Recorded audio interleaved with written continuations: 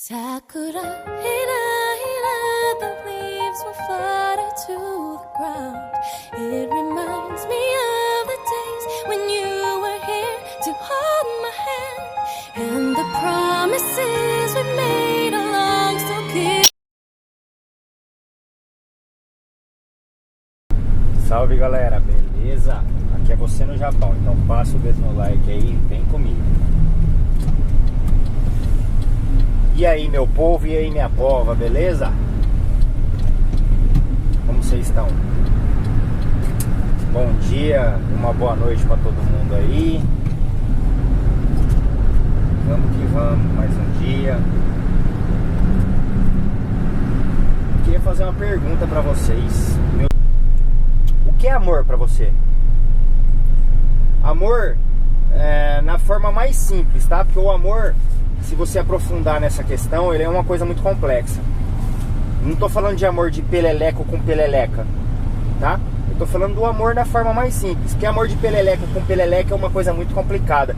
Quando envolve relacionamento homem e mulher, amor de homem e mulher, nossa, é muito complicado. É o amor mais complexo que existe.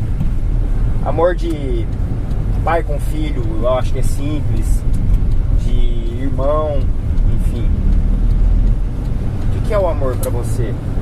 Você ama seu irmão? Você ama sua mãe? Você ama seu pai? Daqui 100 metros eu vou mostrar o motivo dessa conversa pra vocês. Já tem um vídeo meu falando sobre isso. Eu não costumo bater muito nesse assunto porque é um assunto que me corrói, me incomoda constantemente. Muitos aí de vocês não sabem, né, da parte mais simples e normal da minha história, né? Mas infelizmente essa semana tá acontecendo de novo, desde ontem na verdade. E fazia tempo que eu não via. O meu pai, ele trabalhou muito tempo aqui no Japão, né? Trabalhou de 97 a 2008, ficaram 11 anos aqui meus pais. E aquele micro-ônibus ali do lado esquerdo, ó, o primeiro da frente, tem dois da mesma cor, né? O primeiro da frente que tem um triângulozinho amarelo de escolar, tá escrito EAS, Escola Alegria do Saber. Esse primeiro micro-ônibus aqui, ó, meu pai trabalhava com ele. Com ele e com o ônibus normal também, né? Quando era excursão da escola, essas coisas, era o ônibus normal. Mas ele ficava a maior parte do tempo com esse ônibus aí. Dá uma dor no meu peito quando eu vejo esse ônibus aí. Aí eu acho que é uma mecânica, sabe? É manutenção pra escola. Fazia tempo, rapaz, fazia mais de meses. Eu acho que é a primeira vez esse ano. Nós estamos em fevereiro. Primeira vez esse ano que eu vejo esse ônibus novamente. Então, meu pai, eles vieram pra cá, meu pai, minha mãe, minha irmã, caçula, em 97, ficaram aqui até 2008. Eu vim pra cá em 2000, né? Eles já estavam aqui. Peguei tudo mastigadinho, tudo bonitinho, comidinha da mamãe. Enfim. Em 2008? Não, 2007. Pouco antes da crise mundial. Mas o Japão já não ia muito bem das pernas e tal, e eu tava querendo fazer bico, né? Meu pai tinha bastante conhecido carreteiro, caminhoneiro, enfim. Ele arrumou um bico pra mim, eu nunca tinha dirigido caminhão. Meu pai já tinha sido motorista até do bombeiro em São Paulo, né? Da carreta do bombeiro em São Paulo.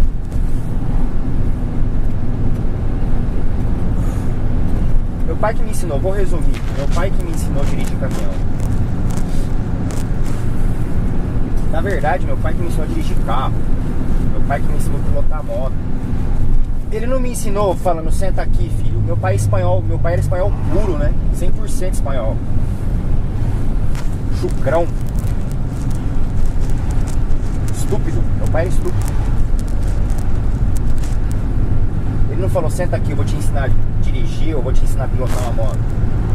Mas ele sempre teve moto, sempre teve lancha, sempre teve caminhão, sempre teve carro, enfim. E eu sempre fui muito fã do meu pai. Sempre fui muito fã. mais que ele foi chucro, grosso, estúpido, enfim, sabia que era o gênio dele, espanhol, a criação que ele teve com meus avós.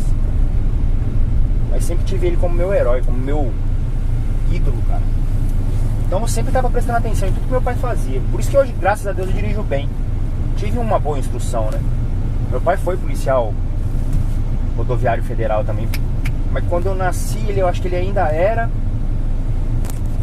Aí na época ele tava montando uma empresa de ônibus, blá blá blá.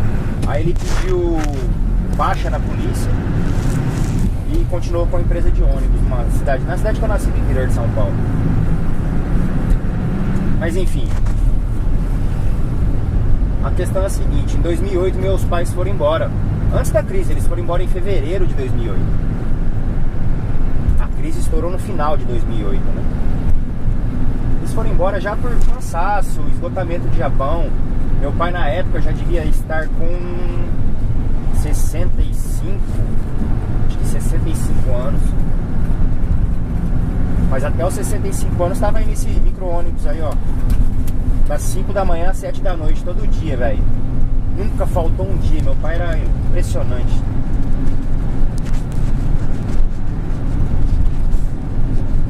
Quando foi em 2013, deixa eu ver, vai fazer 3 anos. Em 2013 meu pai teve um derrame.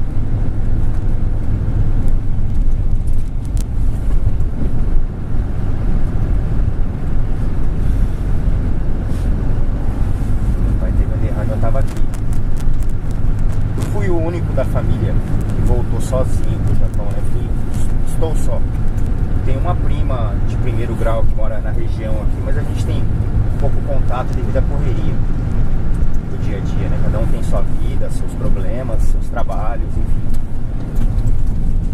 Mas de parente de primeiro grau mesmo, irmãos, pai, mãe, eu tô sozinho.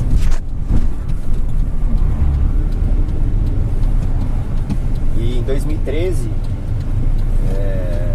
eu fui acordado com essa notícia, né? O pai teve derrame.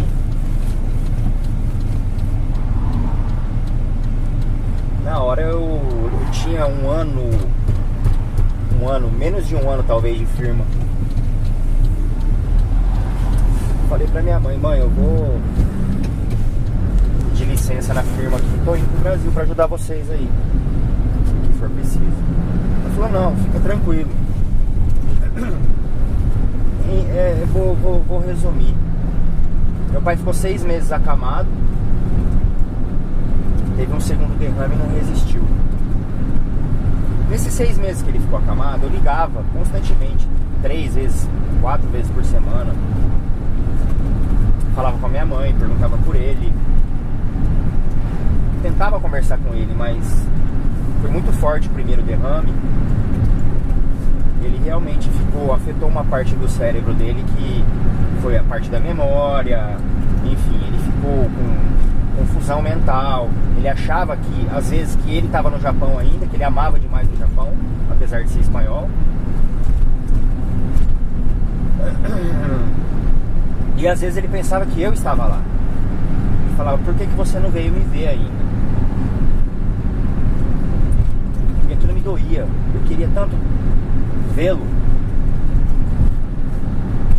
E a minha mãe insistia para eu ficar aqui, que era melhor eu de repente estar ajudando financeiramente do que eu estar lá presente e acabar sendo mais um problema, porque eu estando lá eu não ia estar trabalhando, enfim, eu ia estar dando apoio psicológico, enfim, mas não ia estar dando apoio financeiro. Que infelizmente no Brasil meu pai não tinha seguro de saúde, né?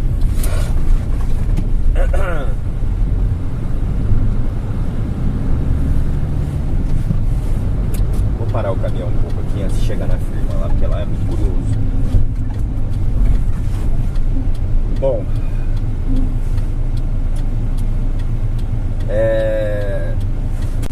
eu ligava, conversava com ele, mas devido à dimensão do derrame e a confusão mental que ele estava tendo, eram sempre conversas vagas e curtas.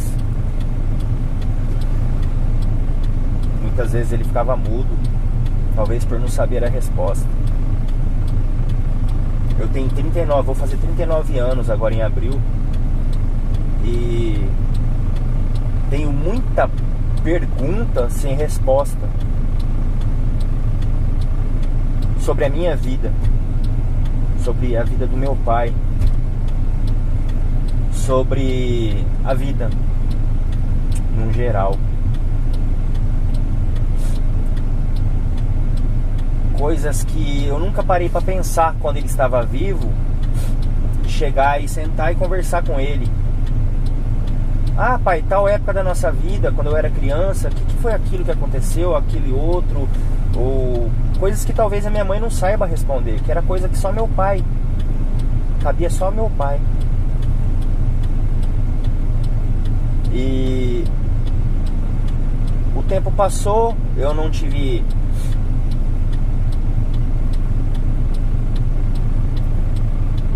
talvez a oportunidade de sentar e conversar com ele, de pai para filho.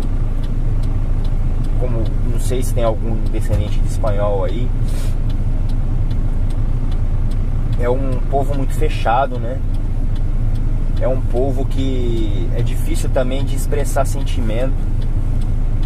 Eu fui ouvir Eu Te Amo do meu pai, ele já tinha mais de 60 anos de idade. Eu ouvi do meu pai que ele me amava, que talvez me admirasse em alguma coisa. E quando meu pai me ensinou, eu peguei a primeira vez caminhão. Eu já tinha manobrado caminhão no Brasil, né, nos pátios do meu pai lá, que meu pai tinha bastante caminhão, uma época da minha vida. Mas dirigido na rua mesmo, eu fui dirigir aqui no Japão com ele, um caminhãozinho baúzinho de 3 toneladas. E ele foi do lado, e nós fomos daqui pra Toyama, longe pra caramba, e meu pai do meu lado.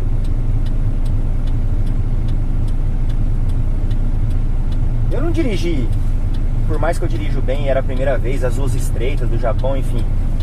Eu tentei dar o meu melhor pro meu pai sentir orgulho de mim, mas não foi o meu melhor, não consegui.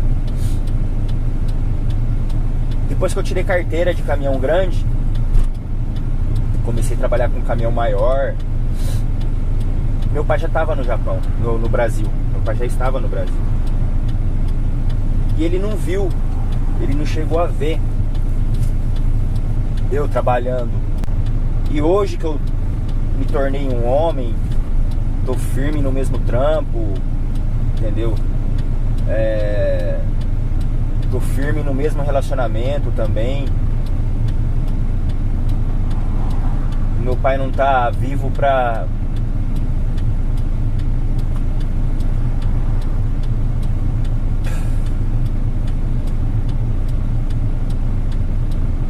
ver isso. E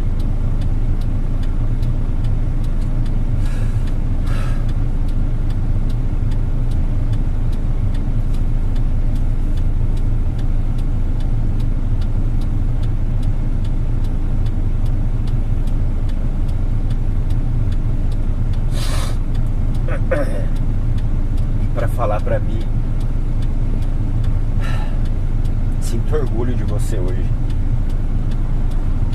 Eu não consegui proporcionar pro meu pai em vida que ele tivesse orgulho de mim, ou que ele pelo menos demonstrasse esse orgulho.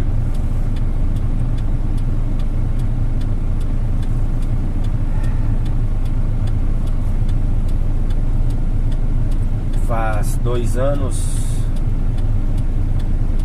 deixa eu parar pra fazer conta aí, 2014 fez 1 ano, 2015 2.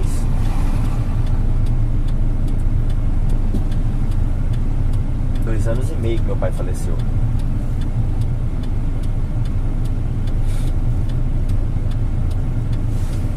Eu vi o velório e o enterro do meu pai pelo Skype.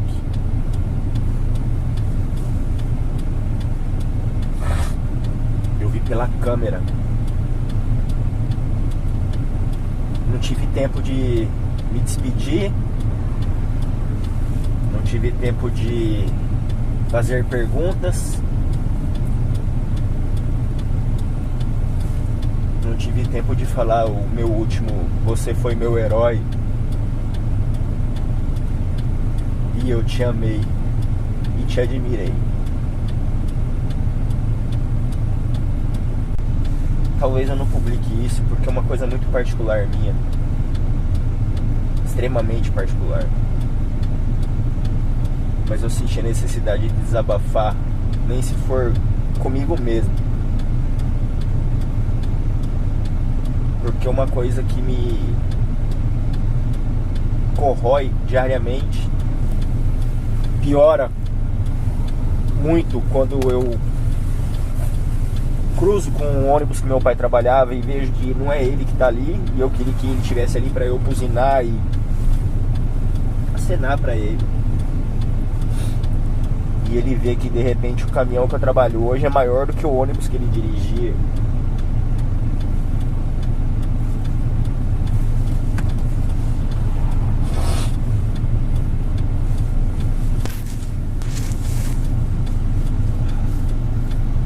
A questão é a seguinte, galera: se você tem problemas aí familiares, eu acho que toda família tem problema, faça a diferença você. Perdoe. Peça perdão. Não deixa pra amanhã. Faz isso agora. Se eu decidir publicar esse vídeo e você estiver vendo esse vídeo,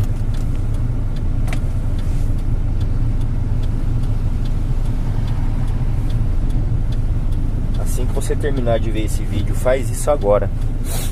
Vai lá, dá um abraço no seu pai. Se ele não estiver aí, liga pra ele. Eu sei que você tem um monte de pergunta pra fazer pra ele.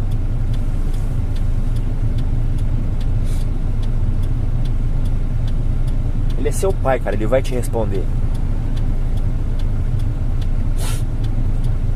Não digo só pai, mas liga pra sua mãe. Se você é pai e tá brigado com o seu filho, não me vem com essa de que tem que partir do filho. Não. Demonstra seu amor. Liga pro seu filho. Fale eu te amo pro seu filho. Eu sempre quis ouvir eu te amo do meu pai.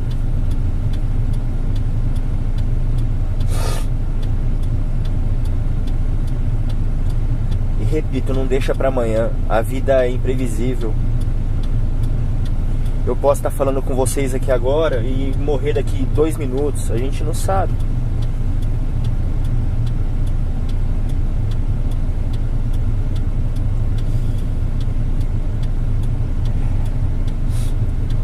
Eu vou falar uma frase do meu pai, que inclusive eu vou tatuar ela no meu peito.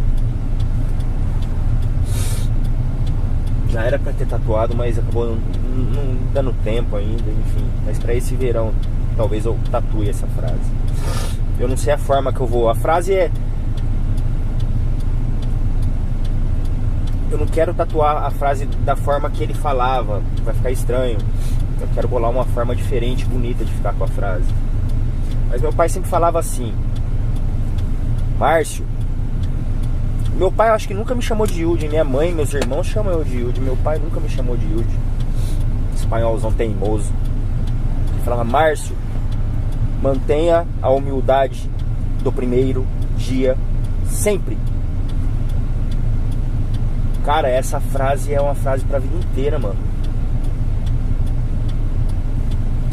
Para pra pensar. No primeiro dia que você entra numa sociedade, numa rodinha, num trampo, qualquer lugar que você tá no primeiro dia, no primeiro momento, você tem vergonha por não conhecer as pessoas. Você, enfim, você quer só mostrar o seu lado melhor. Você não quer mostrar seus defeitos. Você não chega em nenhum lugar pela primeira vez mostrando os seus defeitos. Você mostra apenas as suas qualidades. Você dá sempre o seu melhor. Você chega num trampo no primeiro dia, você quer dar o seu melhor para aquele chefe falar: nossa, fiz uma boa contratação. Você, mesmo levando bronca desse chefe, você vai abaixar a cabeça porque você precisa daquele trampo e você vai falar: ah, sim senhor.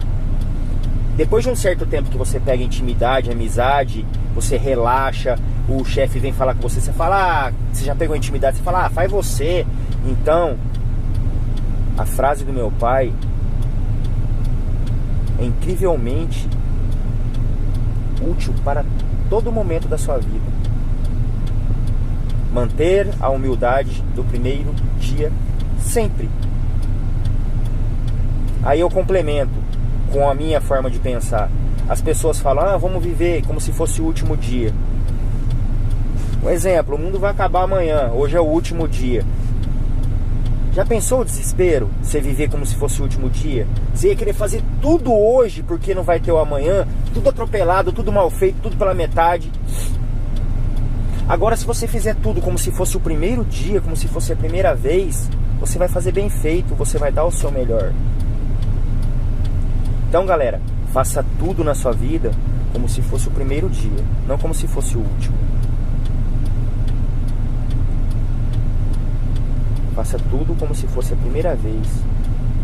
Eu tenho certeza que você vai ser uma boa pessoa, vai ser um pai admirado pelo seu filho, você vai ser um filho admirado pelo seu pai, vai ser um funcionário exemplar dentro da empresa. Você vai ser o melhor patrão do mundo se você pensar dessa forma. Tá? E complemento com outro conselho: faça o que eu falo, jamais faça o que eu faço. Tá? Eu sou um ótimo conselheiro, mas eu sou tão burro que eu esqueço de pôr em prática tudo que eu sei, tudo que eu aprendi com meu pai. Muitas das vezes eu dou cabeçada na minha vida. Depois paro pra pensar, falo, poxa vida, se eu tivesse ouvido aquele conselho do meu pai, não estaria passando esse apuro agora. Então talvez eu publique esse vídeo, talvez eu não publique. Eu vou até pedir orientação pra minha esposa, pra Dani. Falar, Dani, assiste em off aqui comigo. Entrou cisco no meu olho, eu sou macho alfa, barbudão, peito cabeludo. Não é assim que funciona não as coisas. Cisco, mas um cisco grande mesmo, machucou meus 2 olhos. Então, a dica de hoje é essa. Não é dica de direção, não é rolê de moto, não é paisagem bonita, é uma estufa de não sei o que japonês plantou aí. Mas eu acho que, independente da idade que você tenha, para pra pensar e põe perdão no seu coração. Põe amor no seu coração. Amor num todo, mas na forma mais simples desse amor, que é o respeito ao próximo.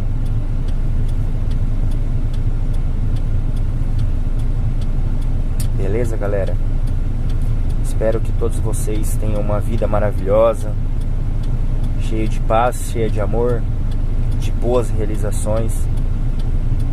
Que tudo dê certo na vida e na família de vocês. Eu desejo de coração mesmo. Certo? Um abração pra todo mundo aí.